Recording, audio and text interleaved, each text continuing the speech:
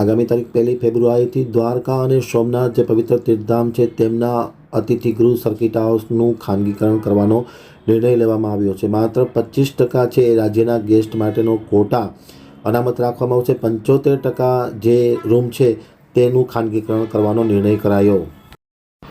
Ahmedabad આમતક news બ્યુરોનો એક વિસ્તૃત અહેવાલ. રાજ્ય સરકારના માર્ગ અને મકાન વિભાગ દ્વારા ગુજરાતના 2 પવિત્ર તીર્થધામ દ્વારકા અને સોમનાથના સર્કિટ હાઉસનું ખાનગીકરણ કરવાનો નિર્ણય કરવામાં આવ્યો છે. આગામી તારીખ 1 ફેબ્રુઆરીથી આ બંને સર્કિટ હાઉસનું ખાનગીકરણ કરવામાં આવશે. મળતી વિગત અનુસાર માત્ર 25% રૂમનું જે રિઝર્વેશન છે એ રાજ્યના ગેસ્ટ માટે અનામત રાખવામાં આવશે. 75% રૂમનું રિઝર્વેશન છે જેનું ખાનગીકરણ કરવામાં આવ્યું છે. 75% રૂમનું ભાડું છે એ કોમર્શિયલ બેઝ ઉપર વસૂલવામાં આવશે. માત્ર 25% રૂમો છે રાજ્યના ગેસ્ટ માટે અનામત રાખવામાં આવ્યું છે અને એ રૂમનું ભાડું સરકારે નક્કી કરેલ મુજબ ચૂકવવાનું રહેશે. પરંતુ 75% રૂમનું પ્રાઇવેટાઇઝેશન કરવામાં આવ્યું છે, ખાનગીકરણ કરવામાં આવ્યું છે. ગુજરાતમાં સૌ પ્રથમ વખત આ પવિત્ર યાત્રાધામ સોમનાથ અને દ્વારકાના સર્કિટ હાઉસનું ખાનગીકરણ કરવામાં આવ્યું છે. 1 ફેબ્રુઆરીથી તેનો વિધિવત અમલ થશે.